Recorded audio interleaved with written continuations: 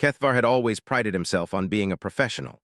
In his 3 centuries of service to the Galactic Observation Corps, he had cataloged the rise and fall of 17 different species across 12 star systems. He had watched civilizations bloom like flowers in spring and wither like leaves in autumn, always maintaining the cold, analytical distance that made him one of the Corps' most reliable field observers. So when High Command assigned him to monitor the humans' latest military engagement, he approached it with the same detached methodology that had earned him countless commendations. The humans were, after all, just another primitive species clawing their way up the technological ladder. They had barely achieved faster-than-light travel, their weapons were crude by galactic standards, and their military tactics seemed to rely more on enthusiasm than actual strategy. The assignment briefing had been routine: monitor human combat effectiveness during their conflict with the Zephyrian Collective, document tactical approaches, psychological responses to stress, and overall military competence. Standard procedure for a species being evaluated for potential inclusion in the Galactic Defense Alliance. Most species failed this evaluation. Kethvar expected the humans would be no different. His observation post was a cloaked reconnaissance ship positioned 3 light minutes from the contested system of Kepler 442. From this distance, his advanced sensors could record every detail of the engagement while remaining completely undetected. The ship's AI had already begun compiling baseline data on human vessels, weapons signatures, and communication patterns. The human fleet that jumped into the system was smaller than Kethvar had expected. 43 vessels of various classes, led by what appeared to be a converted cargo hauler that the humans had designated as their flagship. The ship was ugly by any aesthetic standard, a blocky, utilitarian design that screamed of hasty retrofitting rather than purposeful engineering. Its hull bore scorch marks from previous engagements, and several sections showed the telltale signs of field repairs. Against them, the Zephyrian Collective had assembled a force of 87 ships. Each Zephyrian vessel was a masterpiece of engineering, their hulls flowing like liquid metal, their weapons systems integrated so seamlessly that the ships looked more like predators than machines. The Zephyrians had been waging war across this sector for over 50 standard years, and their reputation for tactical brilliance was well established. Kethvar settled into his observation chair and activated the recording systems. This would likely be over quickly. He had seen the Zephyrians destroy fleets twice the size of the human contingent in less than an hour. The humans were brave to even attempt this engagement, but bravery rarely triumphed over superior numbers and technology. The first surprise came when the human fleet didn't immediately engage. Instead of charging forward in the reckless manner that characterized most young species, they spread into a wide formation and began broadcasting on multiple frequencies. Kethvar's translation systems picked up fragments of their communications, tactical updates, status reports, and what sounded like encouragement. "This is Admiral Chen to all ships," came the voice from the flagship. The translation matrix rendered it in standard galactic, but somehow retained the peculiar cadence of human speech. "I know you're all scared. Hell, I'm scared too, but remember what we're fighting for. Remember who's waiting for us back home." Kethvar frowned at his instruments. Pre-battle speeches were common among primitive species, usually filled with threats against the enemy or promises of glory. This was different. The human leader was acknowledging fear while simultaneously using it as motivation. Curious. The Zephyrian response was swift and predictable. Their fleet moved into a classic pincer formation, intending to envelop the human forces and destroy them in a coordinated crossfire. It was a maneuver they had perfected over decades of warfare, and Kethvar had seen it crush dozens of opposing fleets. But the humans didn't react as expected. Instead of panicking or attempting to flee, they did something that made Kethvar lean forward in his chair. They began to sing. At first, he thought there was an error in his translation systems. The human communications channels filled with what could only be described as music, voices raised in harmony, carrying a melody that was both mournful and defiant. His cultural analysis subroutines identified it as something called a battle hymn, but the emotional resonance of it was unlike anything in his databases. "Mine eyes have seen the glory of the coming of the Lord," the voices sang across the void, and even through the sterile medium of his translation matrix, Kethvar felt something stir in his chest that he couldn't quite identify.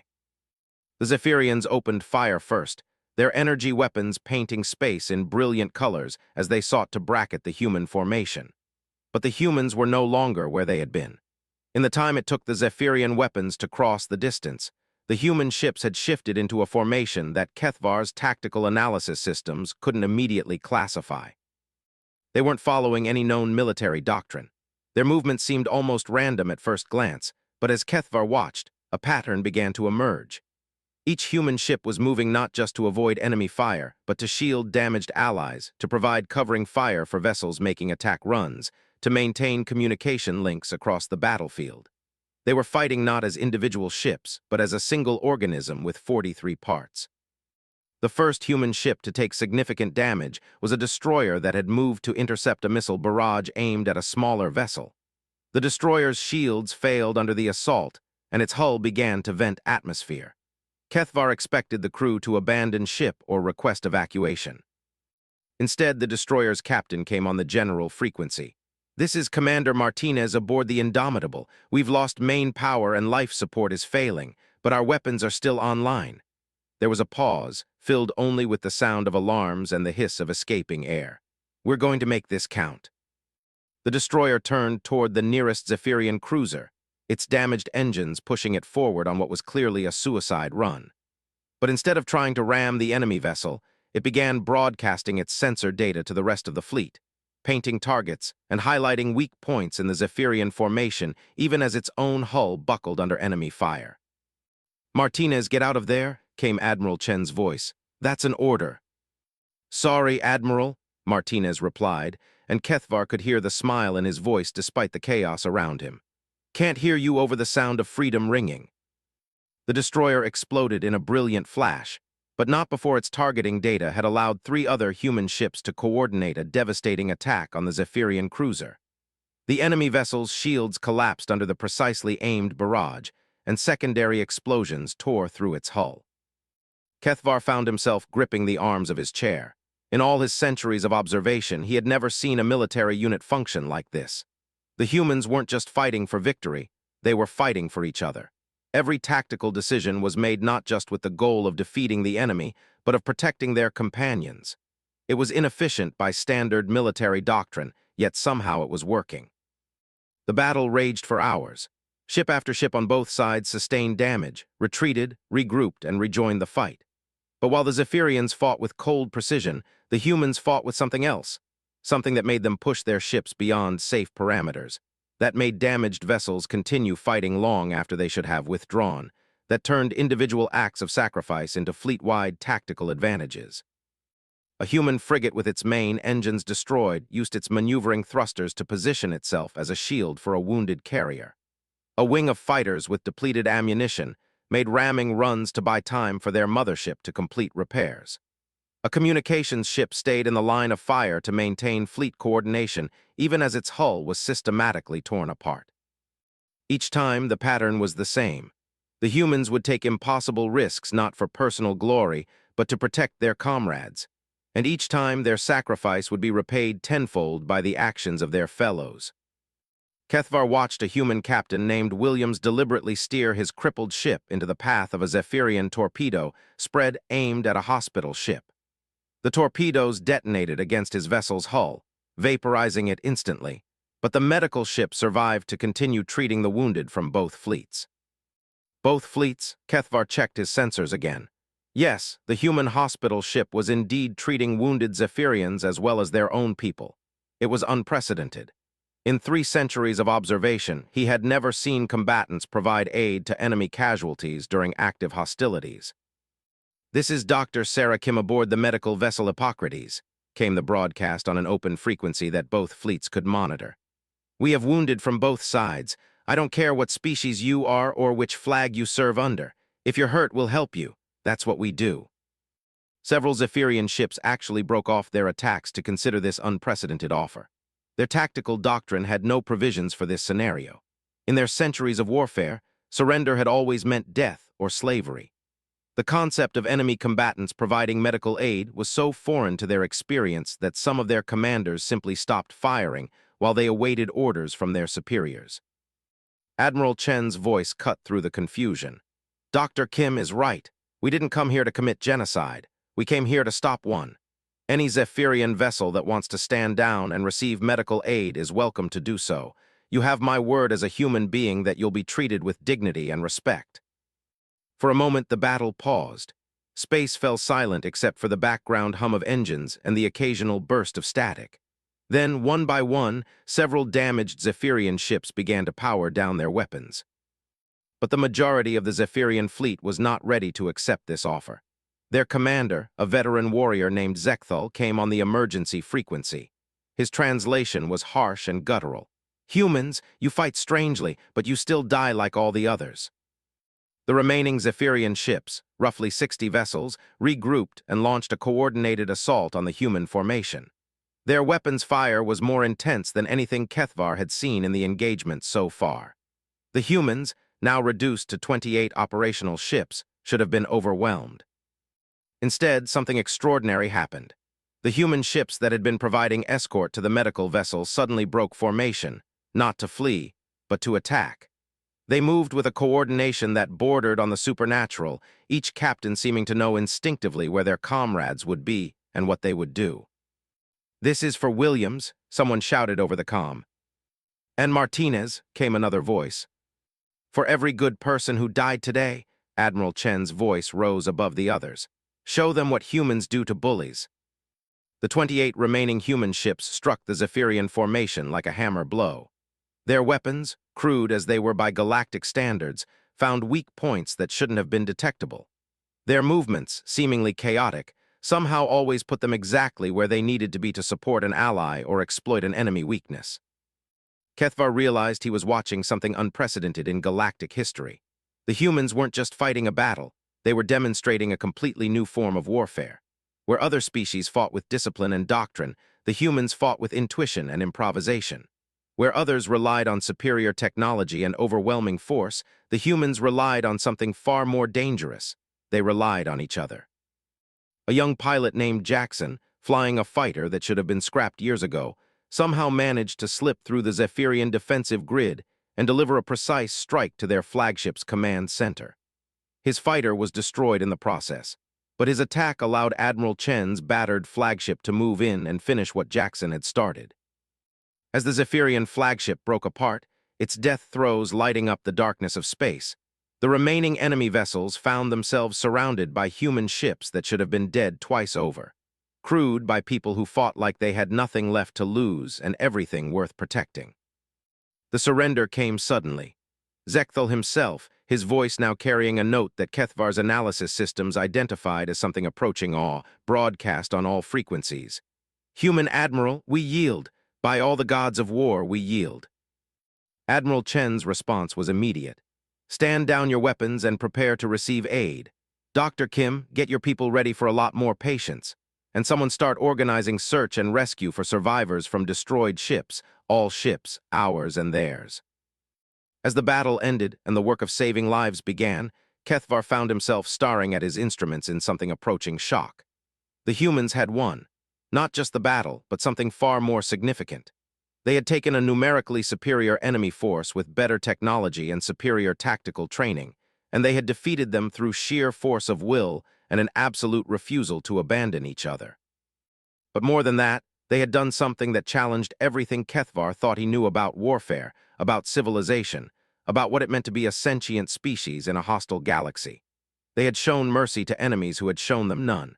They had risked their lives to save people who had been trying to kill them minutes before. They had turned a military engagement into something that looked suspiciously like a rescue mission. As he began composing his initial report to High Command, Kethvar found himself struggling with concepts that had no equivalent in standard galactic military doctrine. How did you quantify courage? How did you measure the tactical value of sacrifice? How did you explain to a computer that 28 ships had defeated 60 not through superior firepower, but through superior character? His hands hesitated over the control interface as he watched human and Zephyrian medical teams working side by side to treat the wounded. In 3 centuries of observation, he had never seen anything like it. He had watched species fight for territory, for resources, for survival, for dominance. But he had never watched a species fight for principles. The humans had come here not to conquer, but to protect. They had fought not just for victory, but for the right to show mercy. They had turned a battle into a demonstration of everything that was best about civilized behavior, even in the midst of barbaric circumstances. Kethvar's preliminary report would be due to High Command within 6 hours. Standard protocol required him to evaluate human military effectiveness on a scale of 1 to 10, with detailed analysis of their tactical capabilities, technological limitations, and overall strategic potential. But as he watched Admiral Chen personally overseeing the evacuation of wounded Zephyrians from a damaged enemy cruiser, Kethvar realized that the standard evaluation criteria were completely inadequate. The humans had just demonstrated something that transcended mere military capability. They had shown that warfare itself could be elevated beyond simple destruction into something that actually built rather than merely destroyed. He needed more time to understand what he had witnessed, more time to analyze the implications, more time to figure out how to explain to his superiors that everything they thought they knew about military science had just been turned upside down by a species that had learned to fight like they were fighting for the soul of the galaxy itself. Kethvar made a decision that would have been unthinkable just hours earlier.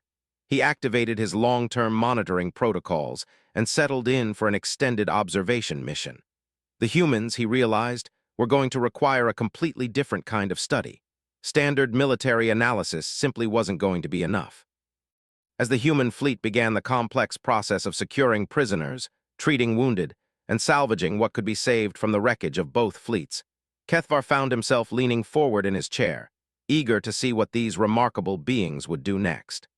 For the first time in his 3 centuries of professional observation, he was personally invested in the outcome. The humans had already changed everything about how he understood warfare. Now he wanted to see how they would change everything about how he understood peace. The aftermath of the battle proved to be even more fascinating than the engagement itself. Kethvar watched through his sensors as the human fleet transformed from a military force into something that resembled a massive humanitarian operation. Within hours of the Zephyrian surrender, human crews were working alongside their former enemies to repair damaged ships and treat the wounded. Admiral Chen had established what he called a temporary ceasefire protocol that went far beyond anything in standard galactic military doctrine. Rather than simply accepting surrender and taking prisoners, the humans had created a joint command structure that included Zephyrian officers in decision-making roles. It was unprecedented, and according to everything Kethvar knew about military science, it should have been a recipe for disaster. Instead, it was working with remarkable efficiency. Commander Zekthal, the Zephyrian fleet leader, had initially been suspicious of human intentions. His species had a long history of conquest and subjugation, and the concept of honorable treatment for defeated enemies was foreign to their culture. But Admiral Chen had done something that changed everything. He had asked Zekthal for his expertise. "Commander," Chen had said during their first joint strategy meeting, which Kethvar monitored through intercepted communications, "your people know this sector better than we do. If we're going to get everyone home safely, we need your navigational data and your knowledge of Zephyrian patrol routes."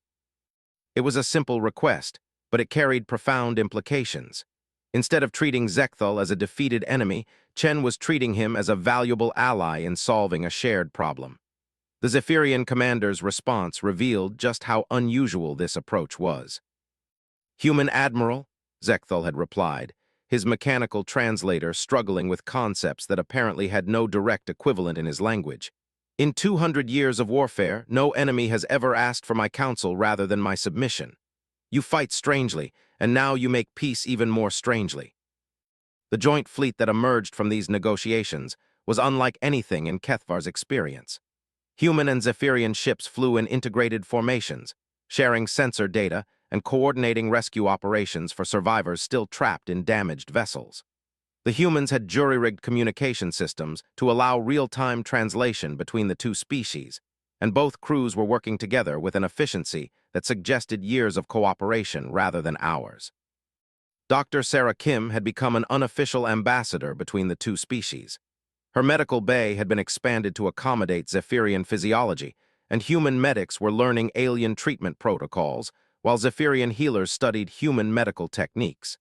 The exchange of knowledge was happening at an unprecedented pace. "The fascinating thing about human medicine," Kethvar overheard one Zephyrian medic explaining to his colleague, is how they adapt their treatments based on individual patient responses rather than following rigid protocols. They seem to treat each patient as a unique puzzle to be solved. This observation struck Kethvar as particularly significant. Human adaptability wasn't just limited to their military tactics, it extended to every aspect of their behavior. Where most species developed standardized procedures for efficiency, humans seemed to thrive on improvisation and individual creativity. It made them unpredictable, but it also made them remarkably effective at solving novel problems. The rescue operations provided numerous examples of this adaptability. When conventional cutting tools proved inadequate for breaching Zephyrian hull alloys, human engineers had improvised a solution using modified mining equipment and Zephyrian power cells. When language barriers complicated medical treatment, human doctors had developed a visual communication system using tablet computers and simple drawings. Each problem was approached not with resignation or frustration, but with what could only be described as enthusiastic problem-solving. The humans seemed to genuinely enjoy finding new ways to overcome obstacles, and their positive attitude was proving to be contagious among the Zephyrian crews. Kethvar found himself paying particular attention to a human engineer named Marcus Thompson, who had volunteered to lead a joint repair team working on a critically damaged Zephyrian cruiser. The ship's life support systems were failing, and conventional repair procedures would take days that the trapped crew didn't have. Thompson's solution was characteristically human in its audacity. Instead of trying to repair the damaged systems, he proposed rerouting power from non-essential systems to create temporary life support zones, then systematically moving the crew from one zone to the next as repairs progressed. It was dangerous, complicated, and required precise timing from dozens of people working in perfect coordination. It was also brilliant. The thing about impossible situations, Thompson had explained to his mixed human Zephyrian team, is that they're only impossible if you accept the rules that make them impossible. So we don't accept those rules. Watching Thompson work, Kethvar began to understand something fundamental about human problem-solving. They didn't just think outside conventional parameters. They seemed to actively reject the very concept that any situation was truly hopeless. Every setback was treated as merely another variable to be managed, every failure as a source of information for the next attempt. When Thompson's first power rerouting attempt failed and nearly electrocuted him, his response was to laugh and mutter something about learning experiences.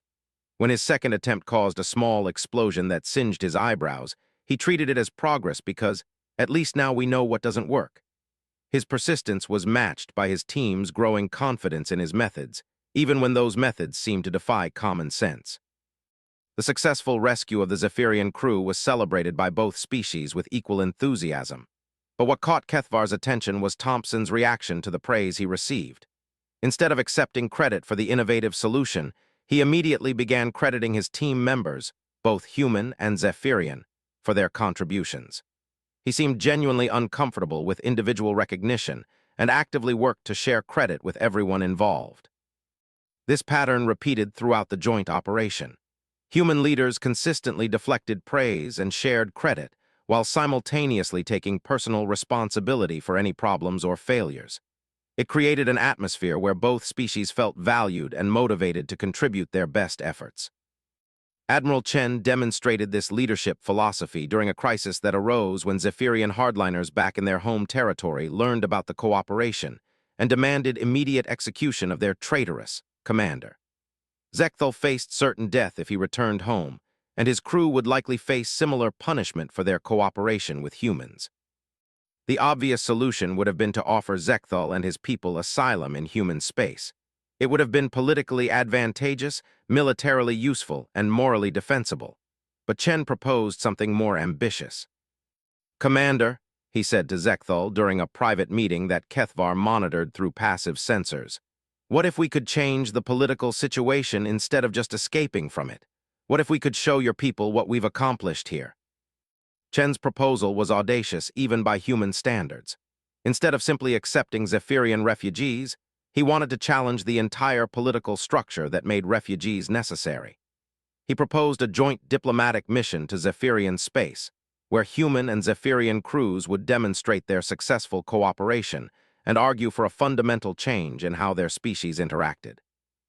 "You want to fly into the heart of Zephyrian territory," Zekthal had responded, "and convince my people to abandon 2 centuries of military doctrine because humans and Zephyrians worked well together during an emergency." "Yes," Chen had replied simply, "because what we've accomplished here proves that cooperation is more effective than conflict. And because I believe that when people see proof that a better way is possible, most of them will choose that better way." Kethvar found this exchange particularly revealing. Chen wasn't just demonstrating tactical innovation. He was demonstrating a fundamental faith in the perfectibility of intelligent species. He believed that understanding could overcome hatred, that cooperation could replace conflict, that individuals could change entire civilizations through the power of example. It was naive by any rational standard. It was also working. The joint diplomatic mission that resulted from Chen's proposal became one of the most remarkable exercises in interspecies cooperation that Kethvar had ever documented. Human and Zephyrian crews worked together to prepare detailed presentations on their collaborative rescue operations, their joint medical procedures, and their integrated tactical formations. They created visual documentation of their achievements and prepared arguments for why cooperation served both species' long-term interests. But the most powerful element of their presentation was the crews themselves. Human and Zephyrian officers who had been trying to kill each other days earlier now spoke as colleagues and friends. They had developed inside jokes, shared meals, and even created hybrid recreational activities that combined elements of both cultures. Kethvar watched a group of human and Zephyrian engineers playing a modified version of what humans called poker, using Zephyrian probability cubes. The game had evolved into something that neither species would have recognized, but both groups were enjoying it immensely. More importantly, the cultural exchange was creating genuine bonds of friendship that transcended species boundaries. "The amazing thing about humans," one young Zephyrian officer confided to his companion, unaware that his words were being recorded by Kethvar's sensors, "is how they make you feel like your ideas matter. In our military, junior officers follow orders and stay silent. But Human Commander Rodriguez actually asked me what I thought about our defensive formations, and when I suggested an improvement, he implemented it immediately." These kinds of observations were becoming common among the Zephyrian crews. They were discovering that human military culture, unlike their own rigid hierarchy, valued input from all levels and encouraged individual initiative. The result was a dramatic improvement in morale and performance among Zephyrian personnel who had never before been treated as thinking beings rather than mere tools of warfare. The diplomatic mission itself was scheduled to depart in 72 hours, giving both crews time to complete repairs and finalize their presentations. But Kethvar was beginning to realize that the mission's real significance wasn't in its potential diplomatic impact. It was in what it revealed about human nature. The humans weren't just trying to solve an immediate political problem. They were trying to fundamentally transform how 2 species understood conflict resolution.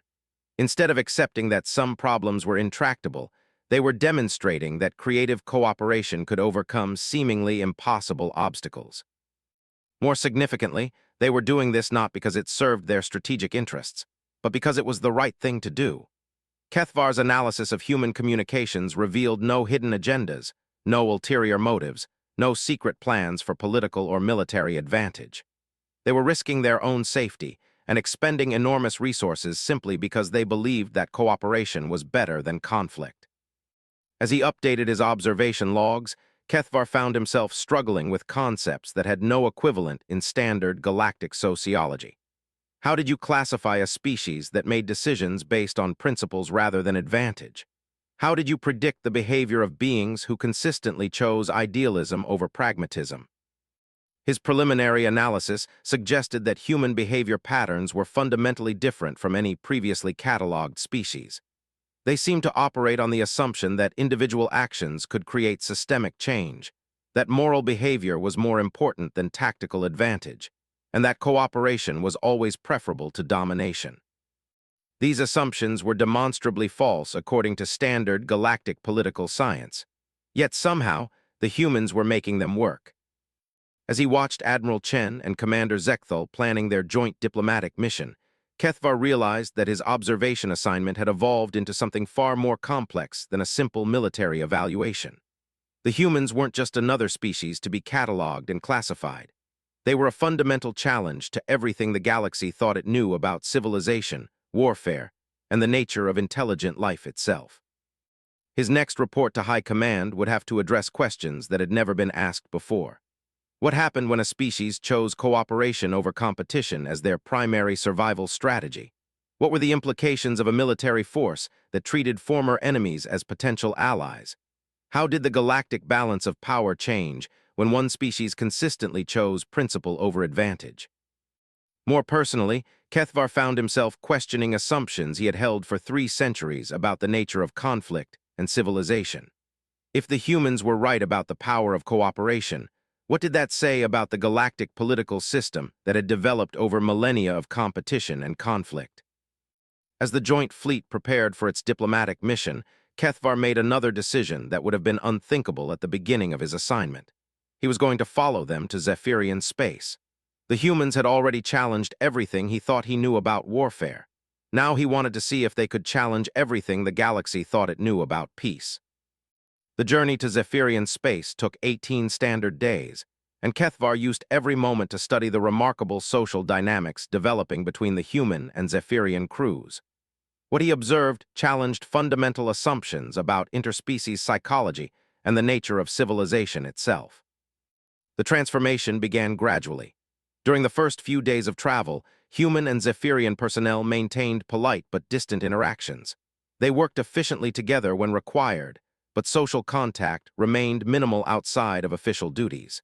Both species seemed uncertain about how to navigate their new relationship as allies rather than enemies.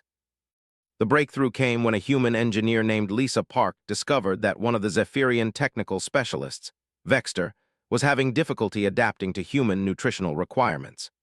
Zephyrian metabolism required specific mineral supplements that their standard rations provided, but the extended mission had stretched their supplies beyond safe limits.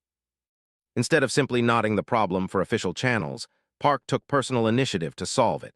She spent her off-duty hours analyzing Zephyrian nutritional needs and experimenting with human food synthesizers to create supplements that could bridge the gap. When she succeeded, she didn't just provide the solution to Vexter. She taught him how to create the supplements himself and shared the formula with the entire joint fleet. Kethvar watched this exchange with growing fascination. Park's behavior demonstrated several uniquely human characteristics that he was beginning to recognize as patterns. First, she had identified a problem affecting someone outside her immediate responsibility and taken personal ownership of solving it. Second, she had invested her own time and resources without expectation of reward. Third, she had shared her solution freely to benefit everyone rather than using it for personal advantage. Vexter's response was equally revealing. Zephyrian culture typically repaid debts through formal obligation structures, but he seemed genuinely confused about how to appropriately thank Park for her assistance. When he attempted to offer her a traditional debt bond, she had laughed and suggested he teach her some Zephyrian engineering techniques instead. "Learning is payment enough," she had told him. "Besides, we're all in this together now." This simple exchange catalyzed a transformation in shipboard dynamics that amazed Kethvar. Within days, human and Zephyrian crew members were actively seeking opportunities to help each other, to share knowledge, and to collaborate on projects that went far beyond their official duties. The rigid military hierarchy that characterized both species was being replaced by something that looked more like an extended family. The changes were particularly evident in how the crews dealt with routine challenges. When a power coupling failed in the human flagship's life support system, a mixed team of human and Zephyrian engineers worked together to design an improved replacement that was more efficient than the original. When communication delays complicated tactical coordination between ships, human and Zephyrian communications specialists developed a hybrid protocol that combined the best features of both species systems. Each collaborative project strengthened the bonds between the crews and demonstrated that their combined capabilities exceeded the sum of their individual contributions. More importantly, these successes were building confidence that their diplomatic mission might actually achieve its ambitious goals. Admiral Chen had been using the travel time to prepare his joint crews for the challenges they would face in Zephyrian space. The political situation was complex and dangerous. with hardline factions calling for the immediate execution of any Zephyrians who had cooperated with humans. The diplomatic mission would need to present their case to the Zephyrian High Council while avoiding the military forces that would likely try to destroy them before they could reach the capital world. But Chen's preparations went beyond tactical planning. He was also working to ensure that every member of both crews understood the larger significance of their mission and felt personally invested in its success. "We're not just trying to save Commander Zekthal and his people," Chen explained during a joint briefing that Kethvar monitored.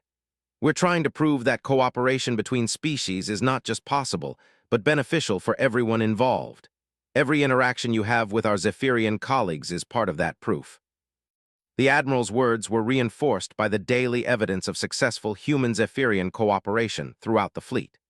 Kethvar documented dozens of examples of crew members going out of their way to accommodate each other's needs, to learn from each other's expertise, and to build genuine friendships across species boundaries.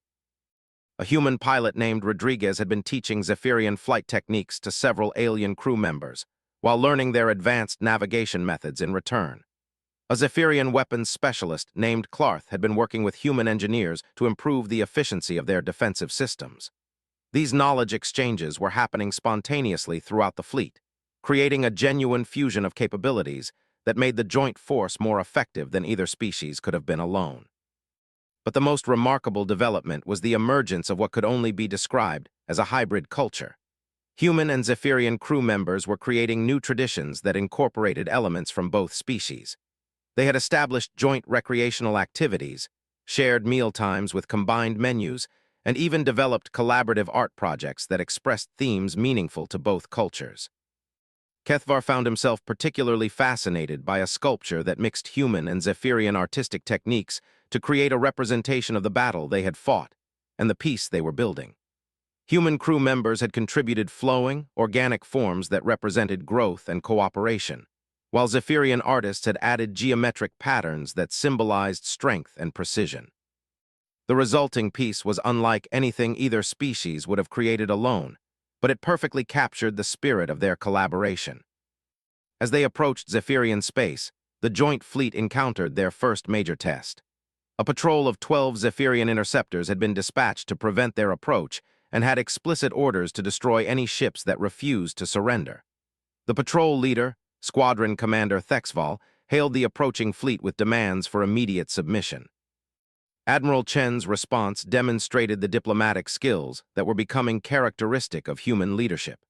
Instead of responding with threats or military posturing, he invited Thexval to inspect their fleet personally and see the evidence of human-Zephyrian cooperation for himself.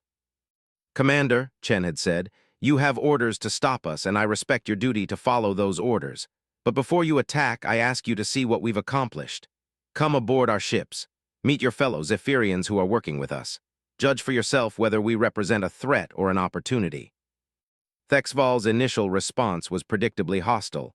"Human treachery will not deceive me. Prepare for destruction." But Commander Zekthal intervened with a personal appeal that changed everything. "Thexval, old friend, you know me. You served under my command for 6 years. I ask you to trust me one more time. What these humans have shown us could change everything for our people." The use of personal relationships to overcome institutional hostility was another pattern that Kethvar was beginning to recognize as fundamentally human in origin. Where most species relied on formal protocols and official authority, humans consistently appealed to individual connections and personal trust. It made their diplomacy less predictable, but often more effective than traditional approaches. Thexval's decision to accept the invitation for inspection was a crucial turning point. Over the course of 6 hours, he toured human and Zephyrian ships, spoke with mixed crews, and witnessed firsthand the remarkable cooperation that had developed between the two species. His initial suspicion gradually gave way to amazement, and then to something approaching conversion. "I have never seen our people work with such enthusiasm," he confided to Zekthal during a private conversation that Kethvar monitored. "They seem to genuinely enjoy their duties. How is this possible?" Zekthal's explanation revealed how profoundly the experience had changed his own understanding of leadership and military culture. "The humans do not simply give orders and expect obedience," he said. "They explain their reasoning, they ask for suggestions, They treat every crew member as a valuable contributor rather than a replaceable tool. Our people respond to this treatment by exceeding their normal capabilities. This observation was supported by performance data that Kethvar had been collecting throughout the mission. Zephyrian crew members working alongside humans consistently outperformed their baseline efficiency ratings by significant margins.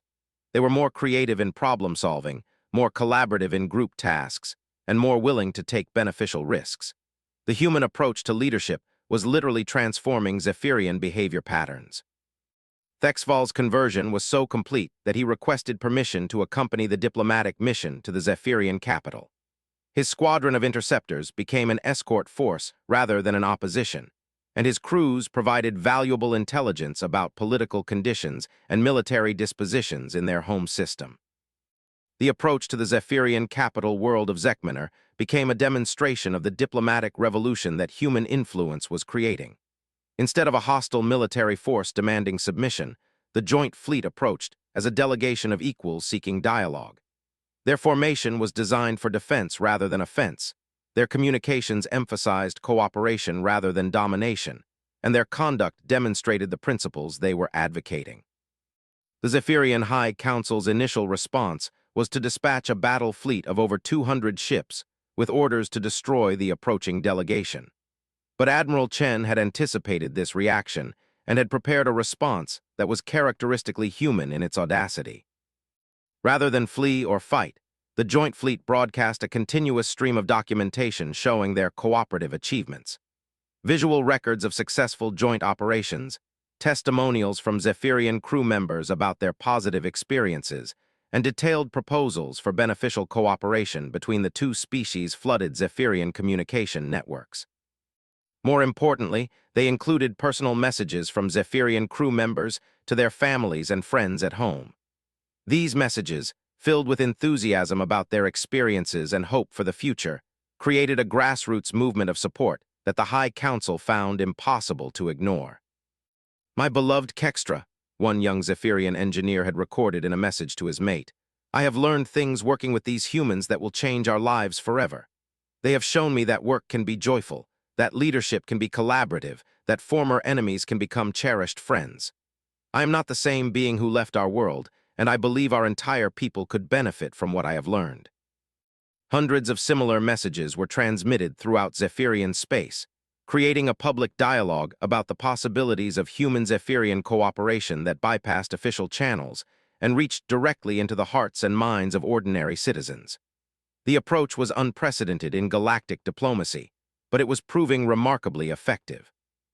When the Zephyrian battle fleet finally intercepted the diplomatic mission, they found themselves facing a situation for which their military doctrine provided no guidance. Instead of an invading force to be destroyed, they encountered representatives of their own people advocating for a fundamental transformation of interspecies relations. Fleet Admiral Vorthak, the Zephyrian military commander, found himself in the unprecedented position of having to decide whether to fire upon ships carrying his own people as willing passengers rather than hostages. His initial inclination was to follow orders and attack, but the stream of communications from the diplomatic fleet made this increasingly difficult to justify. "Admiral," came Commander Zekthal's voice over the emergency frequency, "I know your orders require you to destroy us, but I ask you to consider what we have accomplished and what we hope to achieve. These humans have shown us a better way to live, to work, to relate to others. They have made us better than we were." The standoff that followed lasted for 18 hours and became a turning point in galactic history. During this time, the joint diplomatic mission continued broadcasting their documentation and personal testimonies, while the Zephyrian battle fleet wrestled with orders that increasingly seemed to conflict with their people's best interests. The resolution came when Admiral Vorthak made a decision that violated every principle of Zephyrian military doctrine, but honored every principle of intelligent judgment. He requested permission to board the diplomatic fleet and evaluate their claims personally. "If these humans have truly created the cooperation you describe," he told Zekthal, "then I must see it for myself before I destroy it." As Kethvar watched Admiral Vorthak's shuttle dock with the human flagship, he realized he was witnessing something far more significant than a diplomatic negotiation. The humans had created a template for transforming conflict into cooperation that challenged fundamental assumptions about how intelligent species interacted with each other. Their success wasn't based on superior technology or overwhelming force. It was based on the radical proposition that understanding and cooperation were more powerful than fear and domination. They were proving this proposition one individual at a time, one interaction at a time, one converted skeptic at a time. The implications were staggering. If human methods could transform Zephyrian military culture, what other seemingly intractable conflicts might be resolved through similar approaches? How many wars might be ended not through victory, but through mutual understanding? Kethvar found himself eager to witness Admiral Vorthak's response to the human-Zephyrian cooperation he was about to observe. The fate of the diplomatic mission, and possibly the future of interspecies relations throughout the galaxy, might depend on whether one more skeptical military leader could be convinced that a better way was possible. Admiral Vorthak's inspection of the joint fleet became the most crucial 18 hours in recent galactic history. Kethvar monitored every moment of the Zephyrian commander's tour through human and Zephyrian ships, watching as centuries of military doctrine collided with the undeniable evidence of successful cooperation. Vorthak was a career military officer with over 50 years of combat experience. He had risen through Zephyrian ranks during their most aggressive expansion period, commanding fleets that had subjugated dozens of worlds. His reputation for tactical brilliance was matched only by his absolute loyalty to Zephyrian supremacist ideology. If anyone could resist human influence, it should have been him. But the humans had learned something important about conversion during their weeks of working with Zekthal's crews.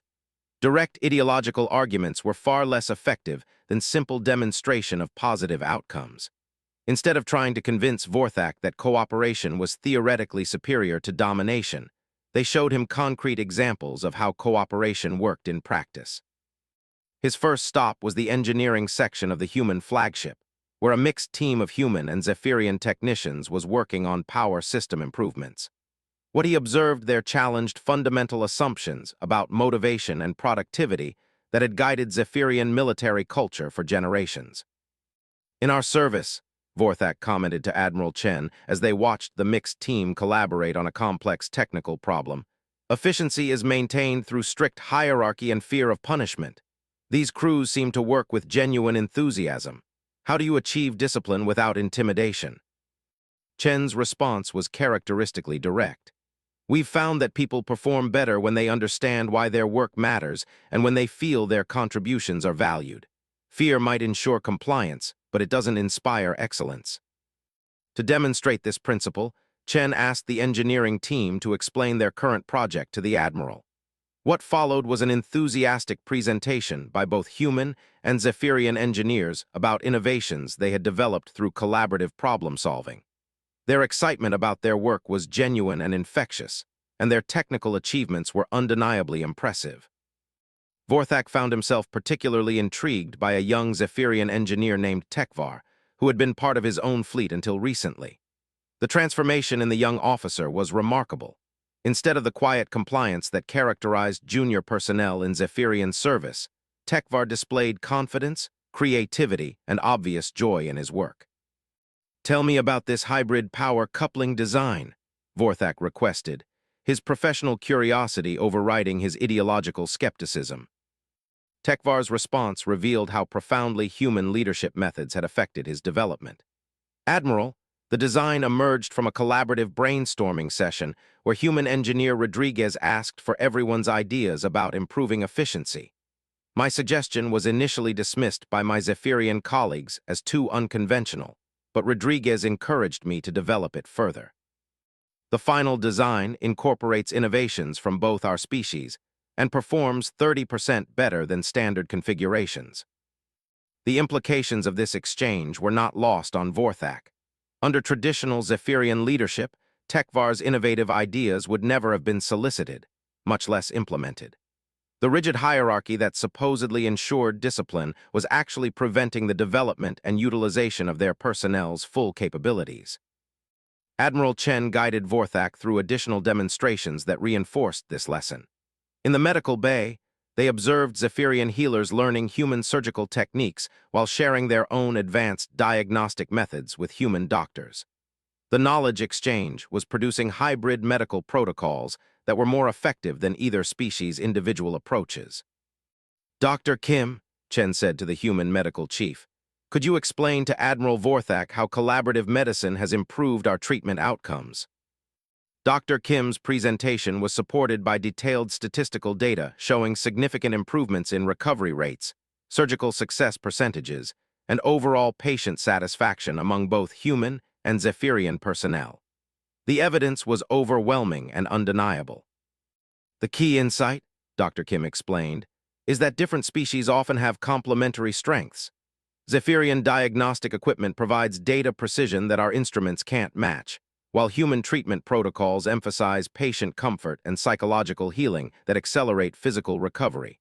By combining our approaches, we're achieving results that neither species could accomplish alone. But the most powerful demonstration of human influence came during Vorthak's visit to the ship's recreational areas.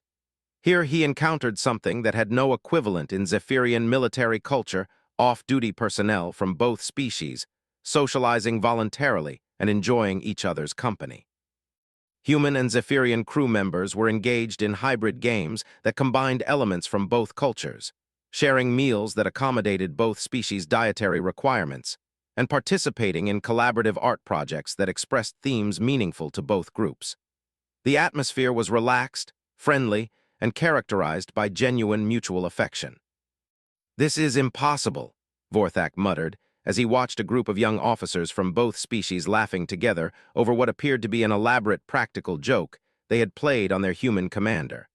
"Military personnel from hostile species do not form personal friendships." Admiral Chen's response challenged another fundamental assumption of traditional military culture.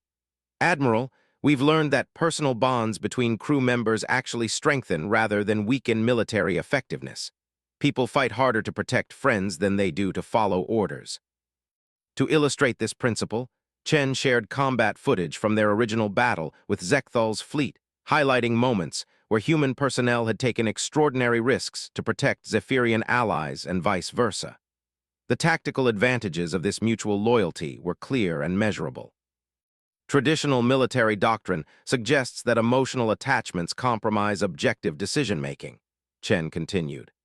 But our experience indicates that emotional investment actually enhances performance when that investment is directed toward shared goals and mutual protection.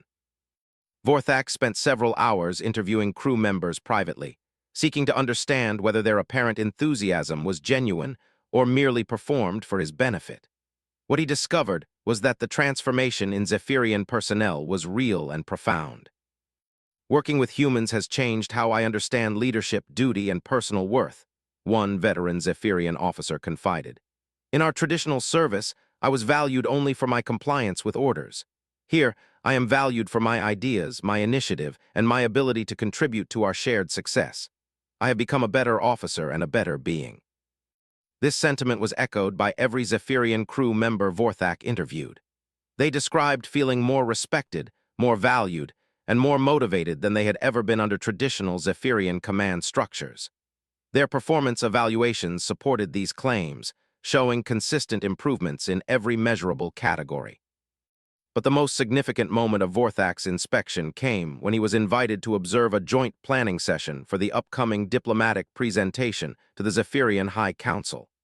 The collaborative process he witnessed challenged everything he thought he knew about strategic planning and decision-making. Instead of a hierarchical briefing where senior officers made decisions and subordinates implemented them, the planning session involved active participation from personnel at all levels. Human and Zephyrian officers contributed ideas freely, challenged each other's assumptions constructively, and built upon each other's insights to develop strategies that none of them could have conceived individually.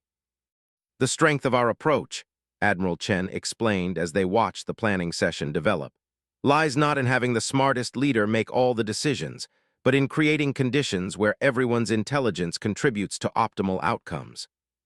The strategic plan that emerged from this collaborative process was more sophisticated and comprehensive than anything Vorthak had seen produced by traditional Zephyrian military planning staff.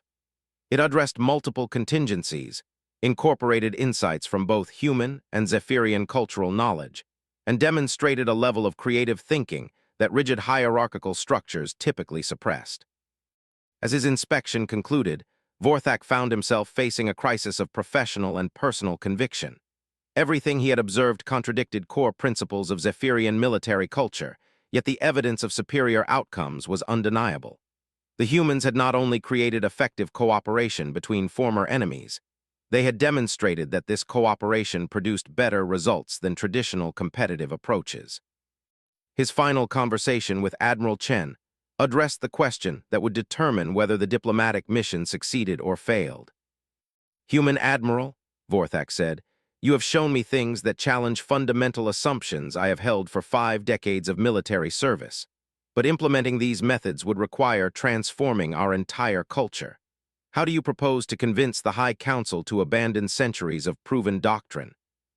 Chen's response revealed the depth of human strategic thinking about cultural transformation. "Admiral, we don't expect the High Council to abandon their entire culture. We're asking them to expand it. Everything that makes Zephyrian civilization strong, your discipline, your technical excellence, your loyalty to shared values, remains valuable. We're simply proposing to add collaborative elements that can make those strengths even more effective."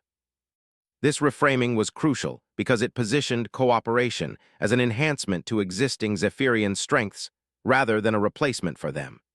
Instead of asking the High Council to admit that their culture was fundamentally flawed, the humans were offering to help them make their existing culture more successful. "Consider the evidence you've seen today," Chen continued. "Your people working with us haven't become less disciplined or less capable. They've become more creative, more motivated, and more effective. We're not asking you to abandon what works about your civilization. We're offering to help you discover what could work even better." Vorthak's decision to support the diplomatic mission rather than destroy it marked a turning point in galactic history. His conversion wasn't based on ideological persuasion or emotional manipulation, but on objective evaluation of demonstrated results. The humans had proven their case through performance rather than rhetoric. "I will escort your fleet to the capital," Vorthak announced to his assembled officers. "The High Council must see what I have seen and judge for themselves whether cooperation serves our people's interests better than continued conflict." The fleet that approached Zekmanur's capital city was unlike anything in the history of galactic diplomacy. Human and Zephyrian ships flew in integrated formations that demonstrated their collaborative capabilities. Their communications were conducted in both languages simultaneously. Their tactical movements showed perfect coordination between species, and their collective presence projected strength through unity rather than domination. Kethvar watched these developments with growing amazement. The humans had not only prevented a war, they had created a template for transforming conflict into cooperation that could reshape interspecies relations throughout the galaxy. Their methods were replicable, their results were measurable, and their underlying principles were universally applicable. But the ultimate test still lay ahead. The Zephyrian High Council represented the most conservative elements of their society, and they had already committed themselves to viewing human influence as a threat to be eliminated. Convincing them to reverse their position would require the most sophisticated diplomatic performance in galactic history. As the joint fleet entered orbit around the Zephyrian capital world, Kethvar realized that his role as neutral observer was becoming increasingly difficult to maintain. The humans had already changed everything about how he understood civilization, cooperation, and the potential for intelligent species to transcend their evolutionary limitations. Now he was about to witness their attempt to change the minds of the most powerful and conservative leadership council in this sector of the galaxy. If they succeeded, the implications would extend far beyond human-Zephyrian relations. They would establish cooperation as a viable alternative to competition, as the fundamental organizing principle of galactic civilization. The stakes could not have been higher, and the outcome could not have been less certain.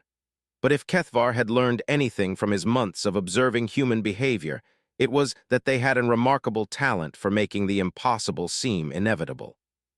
The presentation to the Zephyrian High Council became the most consequential diplomatic event in recent galactic history. Kethvar positioned his observation vessel to record every detail of the proceedings, knowing that he was witnessing something that would fundamentally alter how intelligent species understood cooperation and conflict. The High Council chamber was an imposing structure designed to emphasize Zephyrian power and superiority. 12 ancient counselors sat on elevated thrones, their faces hidden behind ceremonial masks that had intimidated foreign delegations for centuries. The chamber's acoustics amplified their voices while diminishing those of petitioners, and the lighting was arranged to cast shadows that made the counselors appear larger and more threatening than their actual size.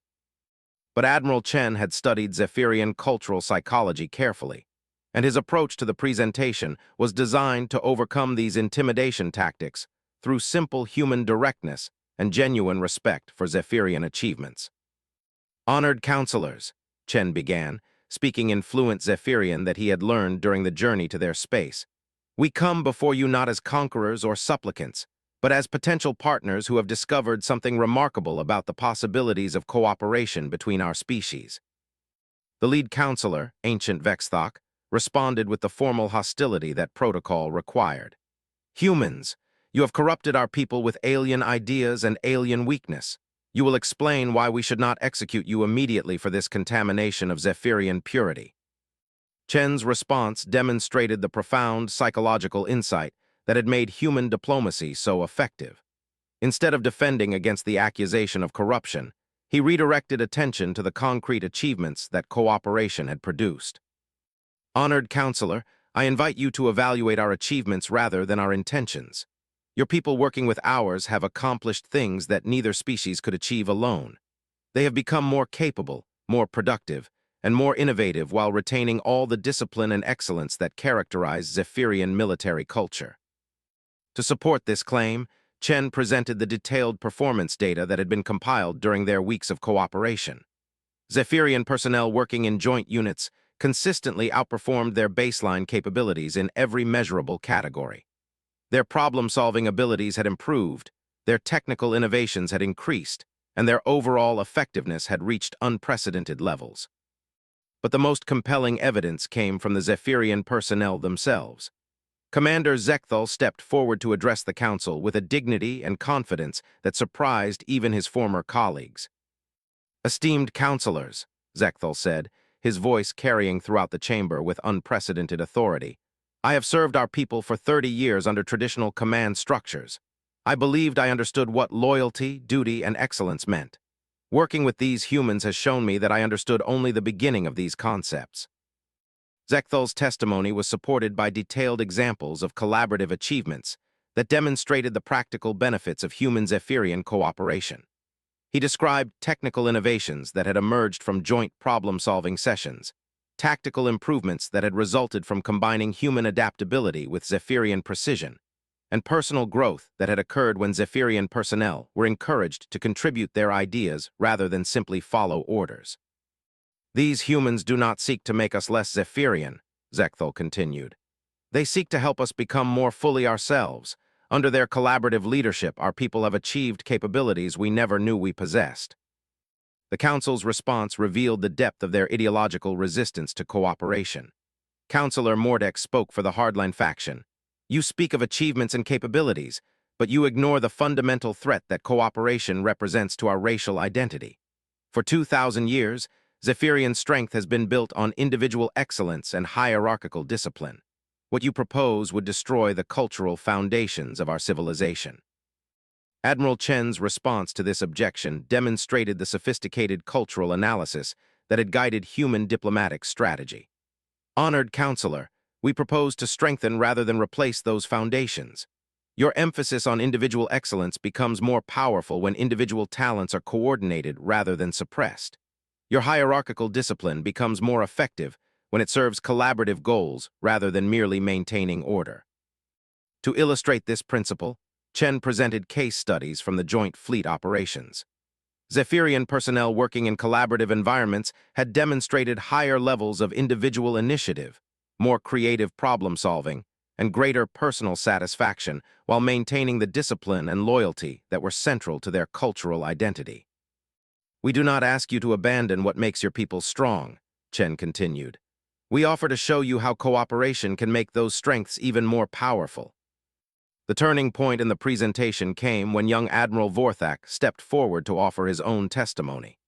His conversion from skeptical opponent to enthusiastic advocate carried special weight because of his reputation as a traditionalist and his recent opposition to the diplomatic mission.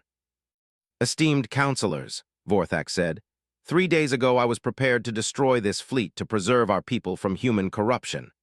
I believed that cooperation was weakness, that hierarchy was strength, and that our traditional methods were superior to any alternative."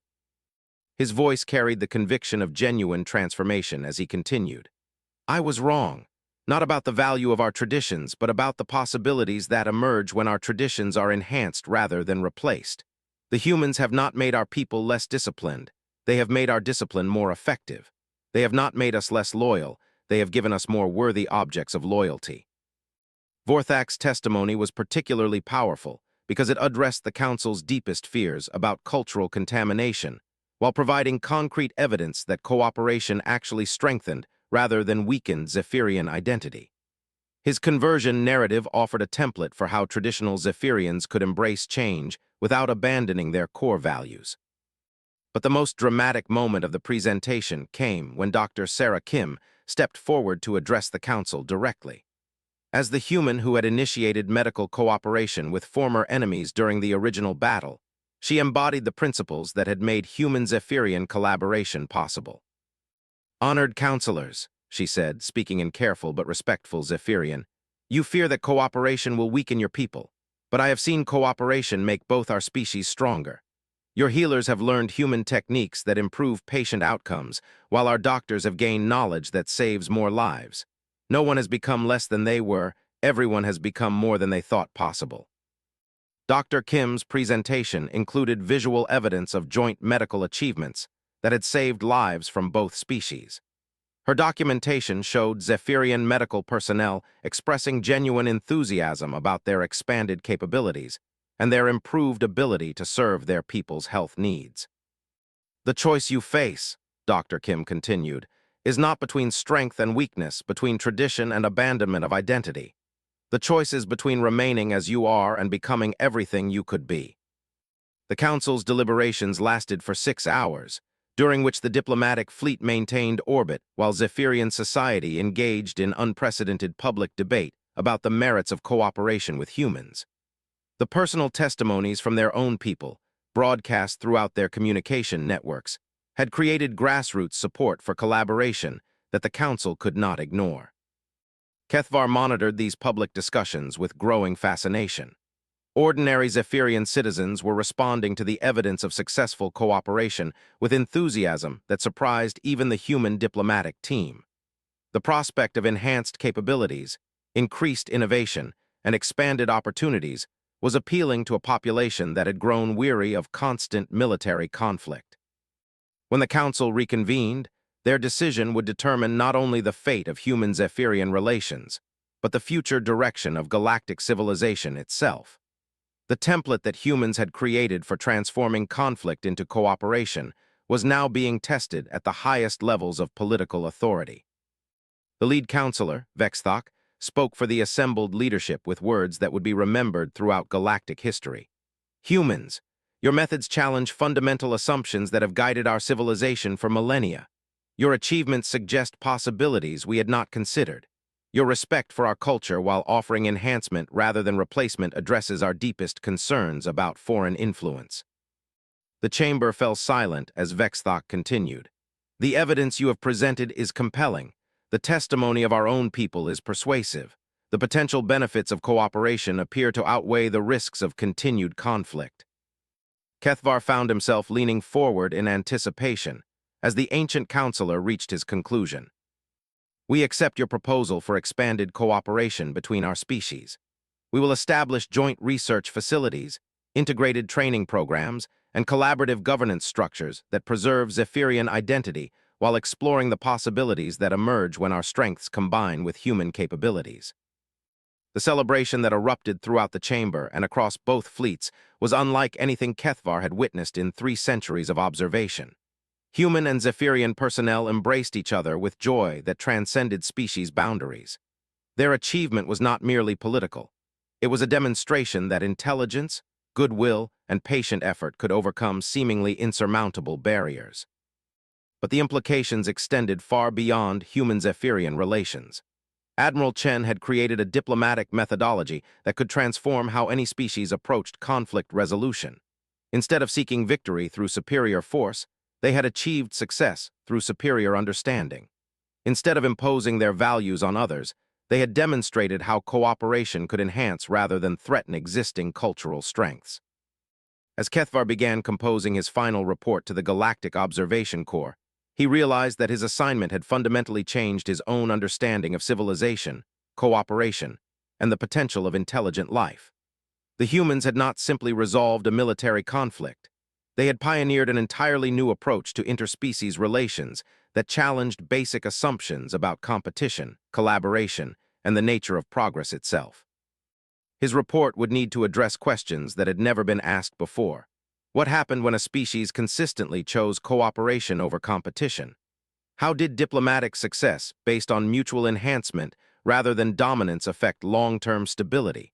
What were the implications for galactic civilization when former enemies became genuine allies? More personally, Kethvar found himself permanently changed by his extended observation of human behavior. Their consistent choice of principle over advantage, their faith in the possibility of transformation, and their talent for finding creative solutions to seemingly impossible problems had challenged his own assumptions about the limits of what intelligent beings could achieve. The humans had assigned him to observe their military capabilities, but he had instead witnessed the emergence of something far more significant. A new model of civilization based on the radical proposition that understanding was more powerful than force, that cooperation was more effective than competition, and that the greatest achievements of intelligent life came not from individual excellence but from collaborative transcendence of individual limitations. As his cloaked observation vessel followed the joint human-Zephyrian fleet back toward human space, Kethvar made a final decision that would have seemed impossible when his assignment began. He requested permission from High Command to extend his observation mission indefinitely. The humans, he realized, were not just another species to be cataloged and evaluated. They were the future of galactic civilization, and he wanted to continue witnessing the transformations they would create as their influence spread throughout the galaxy. For the first time in his long career as a neutral observer, Kethvar found himself hoping that the subjects of his study would succeed beyond their wildest dreams. The humans had changed him, just as they had changed everything else they touched. And that change, he realized, was the greatest gift any species could receive, the opportunity to become more than they had ever imagined possible.